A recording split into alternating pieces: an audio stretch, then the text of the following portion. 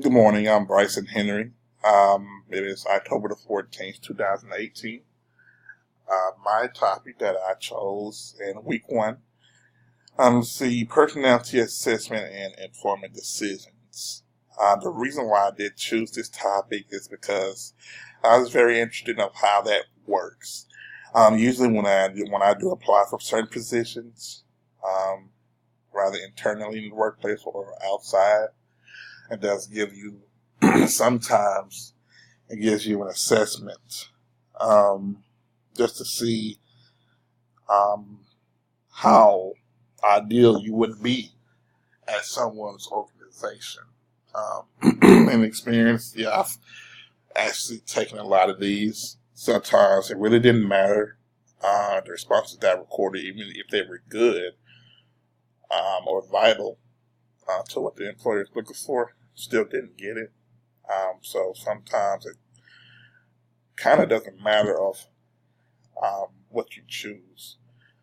May be an issue for some, but that's why I really want to do a little bit more research and look into it because it's very interesting to me. So I want to check that out. So let's go ahead and get started. So just a quick overview of what a personality assessment is. It's a method of assessing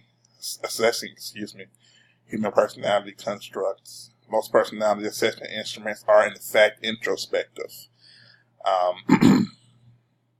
A report questionnaire measures or reports from life records such as rating scales. The first personality assessment measures were implemented somewhere in the 1920s, so has gone way back. It has started way back, and were intended to ease the process of personnel selection, particularly in the armed forces. So it kind of gives that employer just a little, a less stressful method in order to choose their candidates. Just to continue on, there are many different types of personality assessment measures. The self-report inventory involves administration of many items requiring respondents to introspectively assess their personality characteristics. This is highly subjective because of item transparency, such as Q data measures are highly susceptible to motivational and response distortion.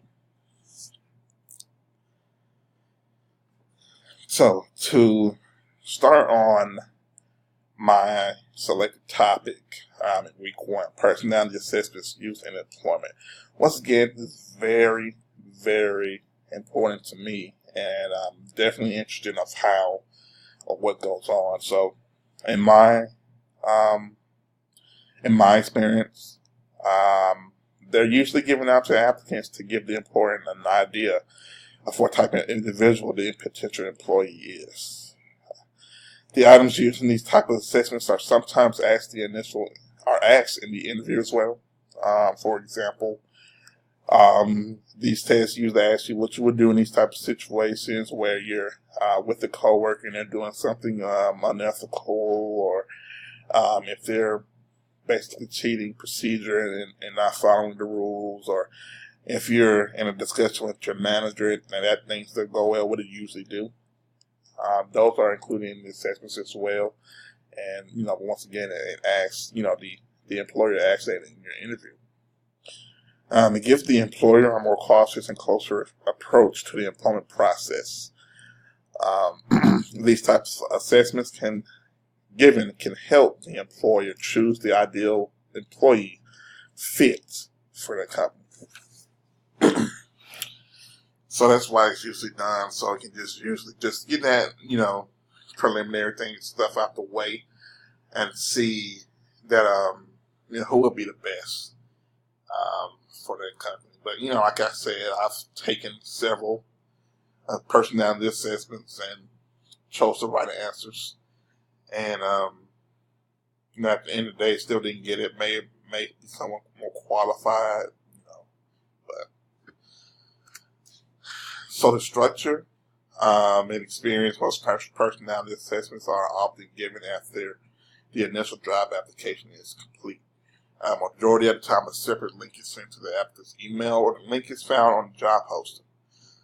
First, a rationale for the inclusion of clinical personality assessments measuring personnel decisions such as employment screening, fitness for duty evaluations, reliability screenings for making recommendations for promotion to responsible positions, or for the issuance of security clearances for sensitive applications are provided. Test takers are the applicants, of course. Obviously, usually done in the comfort of their own homes. Sometimes it's done in the workplace, just depending on the how it's usually done. The structure. Test users are usually, of course, the Human Resource Department for the employer. Most have IO psychologists at the scene recording data and sending responses back. Results are usually recorded and given to applicants, telling them of their eligibility due to their responses. So, for example, I applied for a certain position at work a few weeks ago. My results were recorded. And then, of course, I received the email that I was eligible for the position and I was selected I was referred to a hiring manager. So, although that went well, but it just shows that, based on their responses, they'll really take you into consideration, in which they did. So it may not go well, or it may go well, just depending. So for the significance aspect of it, personality assessment has a long history of application in the workplace. So of course it goes back to the 1920s. While the field of organization development has historically focused on development aspects, personality tools, other disciplines such as IO psychology have emphasized its psychometric properties. The importance of data-driven insights for talent management, such as the identification of high potentials, succession planning, or coaching, is placing increasing pressures on all types of behavioral scientists to better understand the stability of personality tools for decision-making purposes. So when it comes to the most frequently used, the Minnesota Multiphasic Personality Inventory, it is said to be the most used when it comes to personality assessments and employment. The MMPI is a standardized psychometric test of adult personality and psychopathology. This type of assessment is for users that are age 18 or older that are trying to apply for employment. From what I did do some research, the current test has 567 items. It takes about 1 to 2 hours to complete. In most cases, like I said, in most experiences that I've had, they don't have that many items, but it does take a while for it to be done. So once again, if you're the one that is trying to get ahead, just posting fake responses just to stand out, just be very careful on that. Just simply because that, let's just say if you do get selected and they give you a certain task to follow, and that you don't know how to do it, then it would definitely may backfire on you. So be as honest as you can with these personality assessments, because it could come back to haunt you.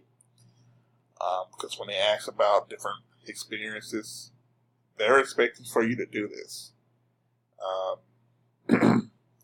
So just always keep that in consideration. I've actually had people say, certain things, and they, that they don't even have the experience to do it. So it's a lot. So concerns. So once again, to piggyback on the faking, concerns about faking on pre-employment personality assessments are well founded, as respondents often dissimulate. This potentially affects the accuracy of hiring decisions, predictive validity of assessment scores, and defensibility of using personality assessments for high-stakes high stakes decision making. There's a chance that an applicant may fake responses to personality test items in order to make the applicant appear more attractive to the employing organization than the individual actually is. So that's what I was actually referring to. I've actually had people come around and tell me, people that I know, that they were looking for this job. They want to stand out.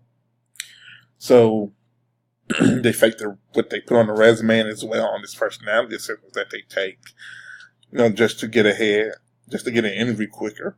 But it may not be worth it. You just want to be as honest as possible, and that's what kind of affects the accuracy of higher decisions and their the validity of the assessment scores. Because people, they put all the stuff down, but they really don't know what they're doing. Right? So it's very, very, very important that you're honest with your decisions. And I'm also going to do a little bit more research on that as well. So MPI skills, they may reflect socioeconomic factors, while other scales are primarily race related. So for example, it's something that I read that I didn't post in the presentation, unfortunately, but it did have something to do with certain races scoring less. So for example, it showed that African Americans and Hispanics, the minorities, they're scoring a little bit lower than Caucasians are. Maybe just due to their comprehension, which definitely is a factor. If they're not comprehending or don't know what the items are talking about, that may select the most inaccurate one that may definitely go back and affect the scoring, the hiring process, things of that nature. While usually, seems like, for what I did also read, seems like the white individual scored a little bit higher, I think 5% higher, I believe. So usually it definitely is an issue. You just may have to fix that, and where all different types of applicants, white, black, Asian, Hispanic, all are able to comprehend thoroughly, so they can make the right responses. So we're pressed for time, so I just wanted to scroll through this just a little bit. Concerns have been raised regarding inappropriate use of tests and assessment techniques, confidentiality, cultural bias, evasion of privacy, and the continued use of the test despite lacking validity. Of course, there's been a lot of ethical guidelines just to ensure appropriate procedures are followed, but still had their concerns of those things. So my critical evaluation, when it comes to that, it is a good idea. Now, however, it gives people that apply, it gives them advantage. But of course, they do fake their responses. Just from a cultural aspect, applicants may not be able to comprehend or relate to what the questions are on the test. So, an accurate decision may harm the validity and what it truly measures. So that's pretty much the end of my presentation. I have references here. 10 are required. This is the first page that I have here. And then the other 5, I know they're not fit properly, but that's the end of my presentation. And I do thank you, and I hope that you enjoy it. Thank you.